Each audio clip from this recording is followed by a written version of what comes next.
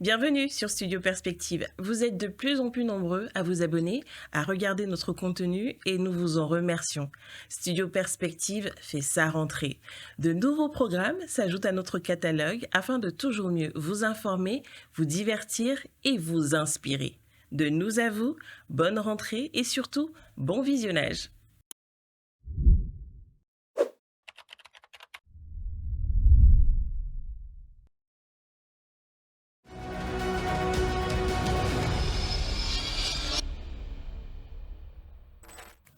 Bonsoir à tous, bienvenue sur 26 minutes pour convaincre. Nous sommes là sur Studio Perspective avec Monsieur Mungongu.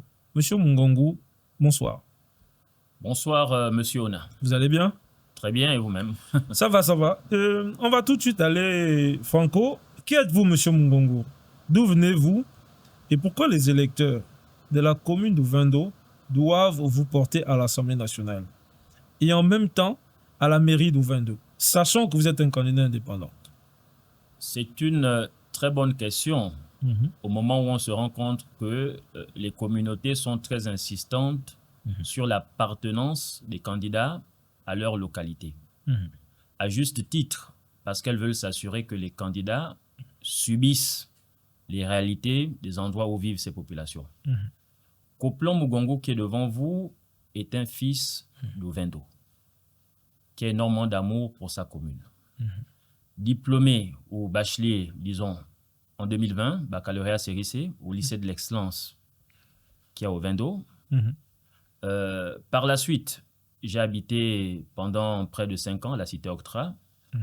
Actuellement, je vis à Aoungou, toujours au Vendo. J'ai travaillé pendant près de 10 années à Cetrag. Je fais mon sport les week-ends au lycée technique national Omar Bongo. Mon ancien lycée. Ça, c'est bien. Je fais mes plantations à Igoumi. Toujours dans Ovendo. Donc, vous comprenez que Ovendo et moi, c'est une histoire d'appartenance et d'amour. Dans tous les plans, je suis un fils qui connaît les réalités de cette commune. Mais maintenant, j'ai envie de dire, Ovendo, dans l'histoire, a été un bastion du PDG, Parti démocratique gabonais. Vous êtes un indépendant. Oui. Comment allez-vous arriver à vous frayer un chemin parmi toutes ces candidatures et à imposer votre vision et la vision de votre liste au local? Ça, c'est pas très bien connaître les populations de Vendo. Hein. Attention, au premier arrondissement où je concours, il faut dire que le député sortant, c'est un indépendant qui, certes, par la suite, a été coopté par le PDG. Parce que, comme on le sait, ils vont souvent chercher la matière grise à d'autres endroits. Mais les populations sont très réfractaires à ceux qui ont détruit notre commune ou à ceux qui n'ont plus d'offres réelles pour notre commune. Donc, les indépendants, surtout au premier arrondissement de Vendo, ont leur chance. Et ça a toujours été comme ça. Et maintenant, j'ai envie de dire, un député, ça porte des lois. On va laisser la liste des locales. Un député, ça porte des lois. Quels sont les combats que vous allez mener à la prochaine législature? Ça, c'est bien. Vous savez, on n'a jamais géré ce pays, mais nos actions parlent pour nous. Le premier combat, c'est la réforme de l'organisation des concours dans notre pays. Vous avez vu les jeunes qui dormaient devant l'Assemblée nationale. Peut-être certains ne se souviennent pas, mais ce Coplon Mugongu a soutenu ces jeunes de bout en bout quand certains passaient devant l'Assemblée nationale. Nous sommes passés chez l'un de vos confrères, Gabon Media Time à la télévision, TV+, Afrique. On a fait énormément de posts sur les réseaux sociaux par rapport à ce concours. Donc, je crois que la fraude ne nous sert pas. Et c'est par rapport à ça que nous avons choisi ce symbole, le stylo, qui est un symbole de la compétence, en hommage ou en solidarité à tous ceux qui ont eu à perdre ces concours, pas parce qu'ils déméritaient, parce que certains ont été plus malins en allant payer, en ayant un parent devant. Donc ça, c'est le premier projet. Le deuxième, c'est celui de la réforme des conditions d'octroi et de maintien de bourse. Voyez-vous, quand j'ai eu mon bac C en 2001 au lycée de l'excellence, c'était un lycée où il y avait énormément d'excellents, j'ai bénéficié d'une bourse d'études pour le Canada, où j'ai fait des études d'ingénieur en informatique à l'école polytechnique de Montréal. 5 ans payés aux frais du contribuable. comme j'aime tenir mes engagements, j'avais un engagement décennal, je suis rentré par la suite pour servir mon pays. Mais voyez-vous, aujourd'hui, par exemple, on se rend compte qu'au niveau de l'octroi de bourse, les choses ne fonctionnent pas correctement. On voit les dernières orientations, quelqu'un baccalauréat série C et on veut l'envoyer à l'UOB. Si les parents disent que ce n'est pas l'UOB qu'il faut par exemple, prenons le lycée technique par exemple, il faut l'envoyer à l'Institut des techniques avancées, qui est peut-être le seul établissement un peu technique. Voilà, on coupe la bourse de l'enfant. On ne peut pas couper la bourse de l'enfant parce que les parents estiment que son bac F2 par exemple n'a pas de perspective à l'UOB. Autre chose, on demande aux jeunes de plonger dans l'entrepreneuriat. Mais voyez-vous que c'est un choc. Moi, quand j'étais au Canada, je crois que ma dernière bourse faisait à peu près 350, bon, c'était 760 euros, 800 euros tout au plus. Dollar canadien est autour de 500, donc 400 000 francs à peu près de bourse par mois. Mais on vous coupe ça subitement. Vous rentrez, vous n'avez rien. Vous aviez votre petite vie, il faut recommencer. Moi, j'ai fait 6 mois de chômage. Ben, c'est quand même difficile quand vous étiez habitué à... Voilà, à vivre avec quoi que ce soit. Donc, à la fin, pour nous, quand un étudiant a terminé, on lui donne 1 an de bourse, ça ne coûte rien aux charges de l'État, rien. 1 an de bourse, vous avez fini votre licence, votre master, si votre bourse valait 1,5 million à l'année, on vous redonne ça. C'est le temps de vous préparer, savoir si vous allez dans l'entrepreneuriat. Même chercher un emploi aujourd'hui, c'est compliqué. On a des employeurs qui vous demandent déjà le casier judiciaire, toutes les photocopies qu'il faut, alors qu'on ne vous a même pas convié un entretien. Donc, ça coûte. Donc, ça, c'est mon combat. Et le troisième combat, c'est celui du chômage. Troisième proposition de loi. C'est compliqué. On a des entreprises dans le pays qui recrutent, mais vous ne voyez jamais les offres d'emploi passer, mais vous savez seulement qu'elles recrutent. Nous allons imposer des entreprises ayant plus de 100 millions de chiffres d'affaires ou un certain nombre d'employés, déjà, de prendre au moins 10% de leur effectif en stagiaire tout au long de l'année. Donc, je suis dans Vendo, j'ai une entreprise citoyenne, Cetrag, qui a plus de 1000 employés. Donc, sur 1000, on dira par exemple à Cetrag, vous prenez au moins 100 étudiants, voilà, des personnes qui cherchent une expérience professionnelle en tant que stagiaires tout au long de l'année. Ils font 3 mois, ils tournent au fur et à mesure pour parfaire leur formation. Ça, c'est possible.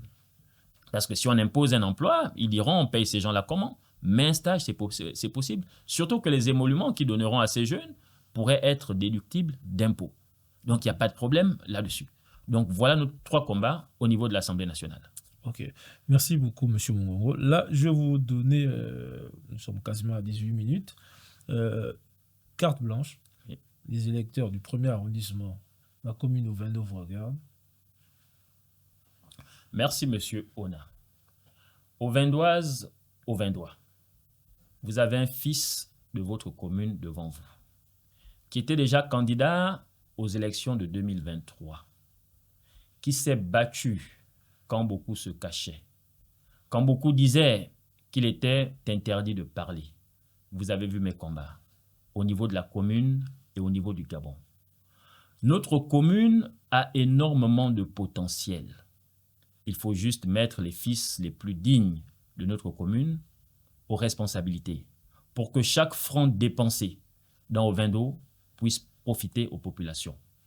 C'est dans ce cadre que je vous demande vos suffrages parce que nous sommes une candidature crédible et nous avons un projet crédible.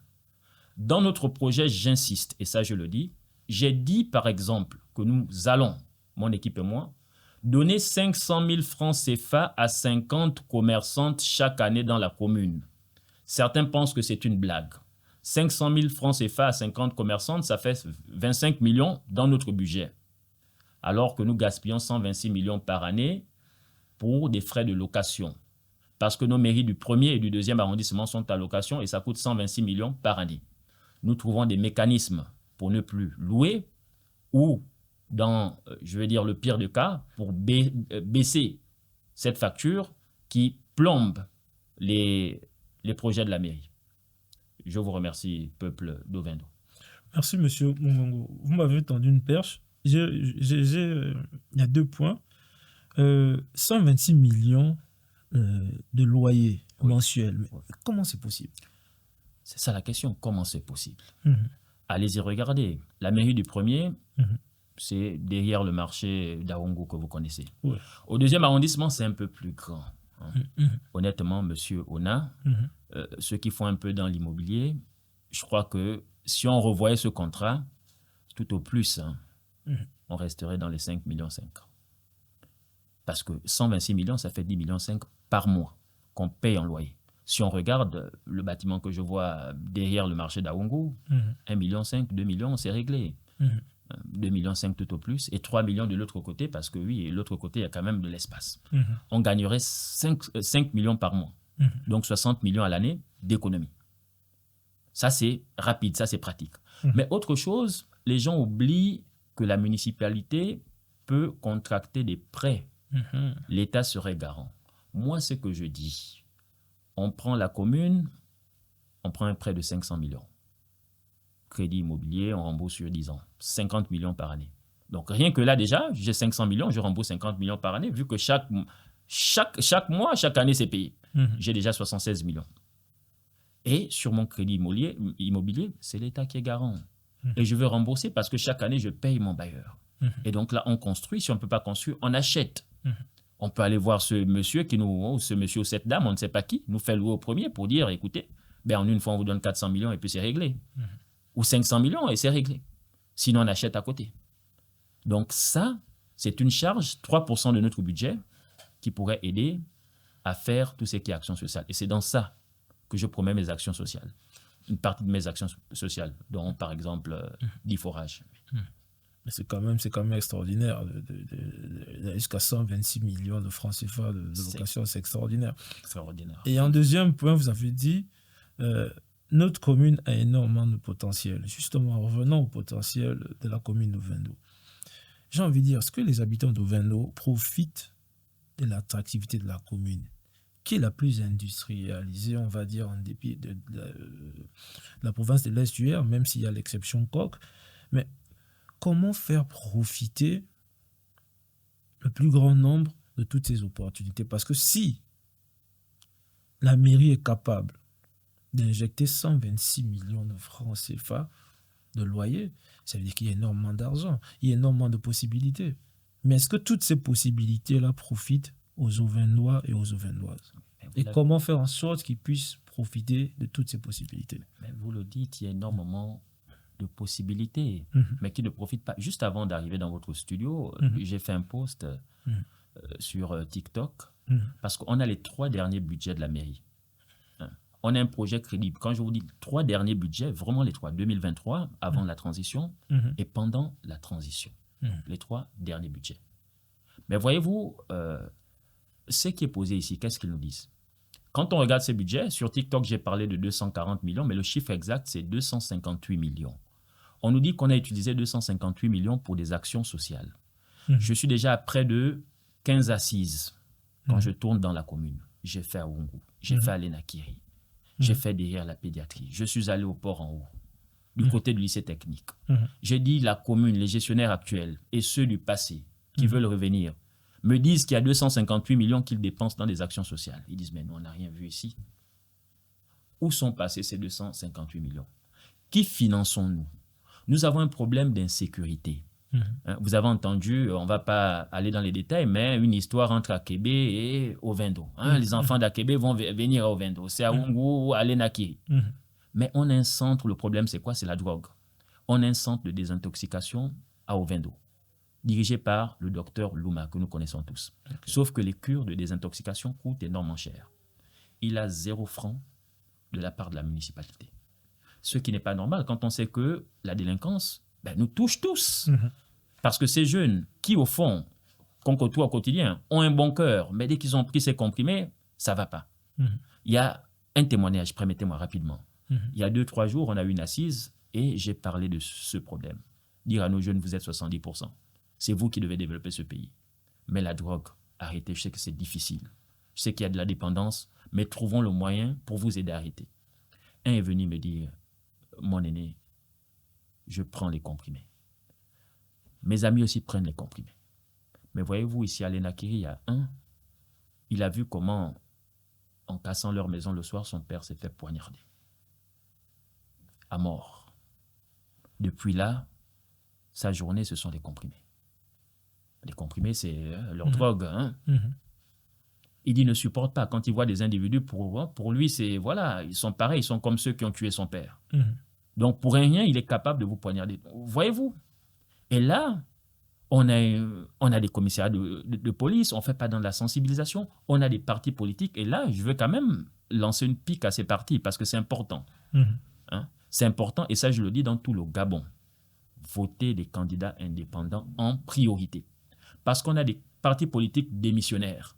Ils nous disent qu'ils sont structurés, ils ont des responsables des jeunes, de femmes, mais aucune sensibilisation. On vient juste au niveau des élections, et là, il y a un problème. C'est nous qui vivons au quotidien avec ces populations-là. Et les sensibilisations, nous les avons faites. Je vais juste, ça c'est côté exemple, pendant que les gens battaient campagne pour l'élection présidentielle, les faits sont là, vous allez sur mon Facebook, sur mon TikTok, je faisais une campagne de sensibilisation sur les cancers dans la commune. Pendant que les gens criaient pour les élections présidentielles qui étaient déjà pliées quand on voyait les candidats. Donc ceci pour dire qu'on connaît les réalités de ces populations. Maintenant, je veux revenir sur les 250 millions investis pour les... 258. 258 millions. En fait, est-ce que nous, on aime bien les chiffres à Studio Perspective, au-delà du programme 26 minutes pour convaincre. Est-ce que vous pouvez nous donner les montants exacts ou approximatifs des 3 derniers budgets de la mairie d'Ovendo? D'accord, ok. Les 3 derniers budgets de la mairie d'Ovendo. Lorsque Madame Bagou, notre maman, je suis respectueux de nos aînés, c'est non seulement ma maman, c'est aussi notre belle-mère, parce que son mari c'est un cheminot, j'étais dans le chemin de fer, comme je vous disais. Donc, quand Madame Bagou quittait la mairie, après le coup de libération, on était à 4 milliards 400 millions à peu près. Quand le délégué spécial est arrivé, donc la première année, sur le budget 2024, on est descendu de 200 millions à peu près. Donc, on est reparti à 4 milliards 2 quand le délégué est arrivé. Et là, les perspectives pour 2025, le budget qui a été validé, il est de 5 milliards 800 millions. Bon, là, vous avez demandé, vous allez dire ça être au crédit du délégué. Non, ce n'est pas le cas. Ce n'est pas le cas. Moi, quand je passais à la télévision en 2023, toujours lors des débats, parce que je vous ai dit que j'étais candidat, j'ai dit qu'il manquait déjà rien que sur la taxe des pylônes, j'ai dit qu'il manquait 300 millions. Parce que c'est que la loi des finances 2009, rectificatif en fait, qui fixe voilà, les éléments sur lesquels la mairie peut s'appuyer pour récupérer ces taxes, dit, c'est que pour les pylônes en fait, que vous voyez, dans des communes, on peut facturer jusqu'à 3 millions. Jusqu'à 3 millions, c'est le max, le plafond. 3 millions mensuels ou 3 millions par année par pylône. La commune est assez grande, quand on fait le tour, on a près de 100 pylônes, sinon plus. Parce qu'au Ovendo, ce n'est pas seulement ce que vous voyez, la SNI, Ovendo est grand, Igoumier, donc 3 millions par pylône. Vous voyez? Cette taxe, pendant plusieurs années, était plafonnée à 68 millions. Vous voyez, quand les équipes, après l'ancienne mairesse sont arrivées, cette taxe a été augmentée de 30 millions. Ça veut dire que j'avais en partie raison, mais il manque juste un zéro pour qu'on arrive. Pour qu'on arrive. Donc, ils l'ont augmenté, ça veut dire qu'il y a matière. Ceci pour dire quoi? Les opérateurs télécoms n'ont pas de problème d'argent.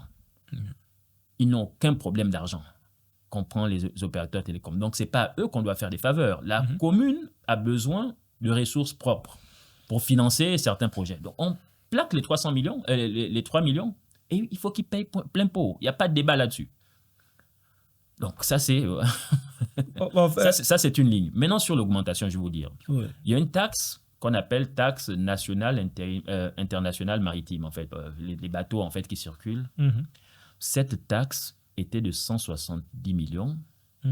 Elle passe subitement à 500 millions. Ça doit vous interpeller.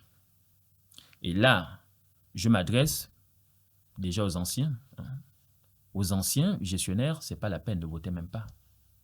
Parce que soit ils faisaient mal leur travail, on ne peut pas prendre une taxe qui valait 170 millions et subitement comme ça, personne ne conteste. Venez voir un opérateur, vous dites, écoutez, c'est plus 170 millions, c'est 500 millions, personne ne conteste. C'est-à-dire que soit on ne comprenait pas comment il fallait prélever, soit on ne prélevait pas. Bon, on n'a pas envie d'être accusateur ici, où il y avait des caisses noires. Parce que comment on dégage 330 millions d'un seul coup? Voilà, c'est ça la réalité. Donc, pour dire que nous parlons avec des chiffres. Et les chiffres, nous les connaissons au niveau de la commune. Et c'est public. Ça, je dis à tous les candidats, je suis dépassé aujourd'hui. Quand on vient les débats, c'est votez-moi, on ne parle pas. Vous avez des anciens gestionnaires de la mairie et les gestionnaires actuels, qu'ils expliquent comment chaque ligne est dépensée. Les élus locaux, c'est 700 millions.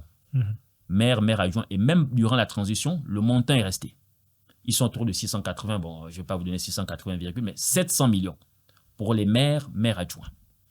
Quand vous prenez le reste du personnel, ils sont autour de 186. Excusez-moi, lorsque vous dites 680 millions, c'est quoi exactement? Les salaires, la rémunération? La rémunération, les allocations sociales, les allocations, disons, CNAMGES, tout ça, non, c'est pas dedans. Là, je parle vraiment des salaires. Hein, les bonus, c'est 680 millions. Si vous permettez, on a juste un document. Je vous ai détaillé. Juste, je peux? Non. Ok, d'accord. On a le projet détaillé avec les 3 derniers budgets. Donc voilà, vous comprenez? Mais moi, je veux comprendre comment, avec toutes ces ressources, c'est pour ça que je parlais d'une commune industrialisée. Là, vous nous annoncez, par exemple, il y a une centaine de pylônes, il y a la taxe sur les pylônes qui fait rentrer de l'argent, il y a une taxe maritime, etc. Et la commune de Vendo ressemble à ce que l'on voit aujourd'hui. Et c'est ce qu'on dit aux électeurs aujourd'hui. Qu'en fait, quand on dit que notre pays souffre, il ne souffre pas d'un problème de richesse. Et ça, c'est non seulement à l'échelle de notre commune, mais à l'échelle nationale. Ce n'est pas un problème de richesse. C'est un problème d'intégrité, de justice, de morale. C'est de ça dont il s'agit. C'est de ça dont il s'agit. Si vous me dites 258 millions ont été faits pour des actions sociales, et moi je vais à l'ENAKI, vous savez, les gens, ils sont très agressifs lors des assises. On commence souvent, bagarre pas au sens propre, mais c'est dur au départ. Après, quand ils comprennent qu'en fait, vous êtes la solution, parce que nous sommes la solution, et non le problème, ils disent oui, c'était pas vous. Mais les autres là, nous ont tellement menti, que quand vous tous vous arrivez, on se dit c'est la même chose. C'est ça la réalité. Donc, aux populations de Vendo, on va profiter. Demander à ceux qui sont là et ceux qui étaient passés d'expliquer. Ça, je voulais pas oublier parce que dans notre credo, si vous voulez, on a parlé d'unité, de dignité et de prospérité. Marché d'Aoungu, marché à côté de la mairie. Le maire n'est pas loin. Pas de toilettes. Nos mamans vendent de 6 heures. Elles sont obligées d'arrêter à 18 heures. À un moment, je ne comprenais pas parce que parfois, moi, je rentre autour de le marché est fermé. J'ai dit, c'est quoi? Qu'est-ce qui ne va pas? Et une fois, les mamans me disent, on n'a pas de toilettes. On n'a pas d'eau dans un marché. On n'a pas de courant dans un marché. Un marché très fréquenté, viande de brousse le week-end, il y a des gens qui vont prendre des bouillons. Et quand c'est comme ça, aujourd'hui, ceux qui sont gestionnaires et ceux qui ont géré par le passé ne veulent pas l'expliquer. Mais on poursuit, nous sommes le candidat du président, où nous avons aidé le président à être élu. Non. Refusons ces discours. Demandez des comptes à ceux qui ont géré. Pour la petite histoire encore, je dis j'en ai tellement. Non, c'est votre émission. Oui, j'en ai tellement. Il y a un endroit où les jeunes m'ont appelé, mais oui, monsieur, si vous voulez être élu, il faut nous faire la route ici. Route comme un nom, il y a de la caillasse qu'il faut en prendre des jeunes. Bon, essayez de budgétiser, on va voir si c'est une histoire de 80, 100 000 francs, on peut peut-être régler. Des vies, 1,5 million. Je dis non, ça ne rentre pas dans mes cordes. Je dis, mais la route, il y a un délégué spécial au Vendo. Pourquoi, durant la transition, vous n'avez pas demandé à ce délégué de le faire? Pourquoi vous n'avez jamais demandé à ceux qui sont passés de le faire? Ils viennent chez vous. Pourquoi vous ne posez pas la question? Et c'est ça qu'on reproche à nos populations. Ils sont très durs avec des gens qui n'ont jamais géré, mais évitent de demander des comptes à ceux qui ont géré. Parce que quand ils viennent avec la posture de l'autorité. Nous sommes en compétition, il ne devrait plus y avoir d'autorité. Même si certains, se positionnent toujours en maire de Vendo. Il ne devrait plus y avoir d'autorité. Et ceux qui ont géré doivent justifier de chaque franc dépensé. Nous, quand nous prenons la mairie, nous ne voulons plus de gaspillage. Parce que ça, ce n'est pas normal. Voilà. Juste les investissements des entreprises, ils en font. Et s'ils ont des personnes sérieuses devant elles, elles en feront énormément. Je veux une entreprise, je taire le nom, qui m'a dit qu'ils ont mis plus de 500 millions dans la rénovation des écoles de Vendo. Parce qu'avant de me lancer dans ce projet, vous comprenez que si on a les chiffres, on va aussi regarder les directeurs des entreprises. Est-ce que vous financez? Parce qu'on a envie de faire notre programme de société. Ils me disent, mais vous racontez quoi? Nous, sur les dernières années, on a mis 500 millions dans la rénovation des écoles de Vendo. J'ai fait le lycée scientifique, je vous ai dit, c'était mon lycée, ça me fait mal. Vous arrivez, le X a sauté. Il n'y a pas de toilette dans le lycée. Capot, hein. C'est technique. Il nous reste moins de 2 minutes. Et moi, je veux juste rebondir sur un fait. Même si je pense qu'on n'aura pas trop le temps, le problème de surpopulation des églises, des bars, sans... ce n'est pas un point du doigt à personne. Oui. Mais on aimerait bien que la mairie joue son rôle à ce niveau-là. Et ça m'amène à vous poser cette question, vu que ce sera la dernière. Oui. À quoi sert la mairie dans les communes? Uniquement pour les actes de naissance, les actes de décès, de mariage? Prélever les taxes? Je peux répondre. C'est à vous, là. Non, vous avez raison. Vous savez, parce qu'on n'a pas parlé du projet en détail. On a dans notre projet, dans le volet gouvernance, on a ce qu'on appelait le pacte de gouvernance avec les différentes parties prenantes. Nous, on va recevoir les différents opérateurs, les chefs de quartier, pour dire comment nous allons gérer dans le futur. Hein. Donc, avec ces gens-là, on va s'asseoir. Hein. Il faut s'asseoir pour expliquer les règles. Effectivement, c'est ce que vous dites. Il y a des règles, il y a des textes de loi dans notre pays qu'il faudra simplement respecter. En fait, c'est de ça dont il s'agit. Et aujourd'hui, parfois, ce que vous dites, mais ce sont les conseillers municipaux qui font en sorte que ce genre d'abus, par exemple, profite. Hein. Monsieur Mungongo, malheureusement, le temps est compte. Le temps est passé, oui. Mais merci d'être passé. On a été largement édifiés. C'était 26 minutes pour convaincre. Merci. À très bientôt. Merci.